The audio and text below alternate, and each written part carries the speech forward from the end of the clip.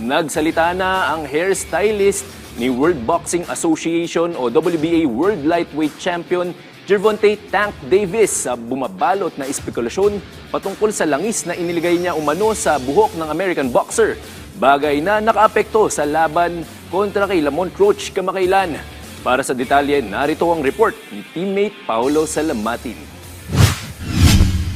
Pinabulaanan ng hairstylist si Gervonta Tank Davis ang lahat ng mga issue na sinasabing nakaapekto ang hair chemicals o langis na inilagay sa buhok ng American boxer sa naganap na world title fight katapat si Lamont Roach Jr. kamakailan.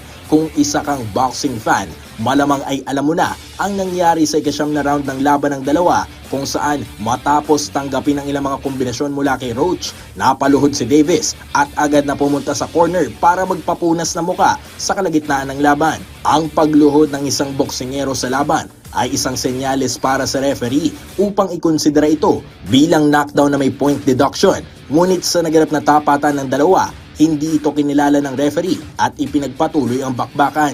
Nagtapos ang laban sa isang majority draw na kung saan ayon sa mga boxing fans, sakaling tinawagan sana ng referee ang pagluhod ni Davis bilang knockdown, magre-resulta sana ito sa isang split decision win para kay Roach upang agawin ang WBA Championship belt at dungisan ng malinis na kartada ni Davis. Sa naganap na post-fight interview kay Tank Davis, ipinaliwanag nito na kaya lamang siya napaluhod dahil sa hair product na napunta sa kanyang mata na nagkaroon ng malaking impact sa kanyang paningin.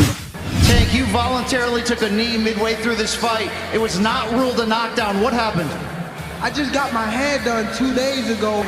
You know, like when you sweating and things like that and the grease come in my face, it burnt my eyes. Come on, man. Look at my hair. I just got my shit done. But it's all cool, man. You know how I get. They love you and then they hate you. Turn around and love you again. You know what I mean? Agad namang umalma ang hairstylist si Davis sa kanyang mga social media post at sinabing walang kinalaman ang umano'y hair product na inilagay nito sa kanyang buhok na nakaapekto sa kanyang laban na ilang araw nang nakalipas bago ang fight night ng dalawang boksingero.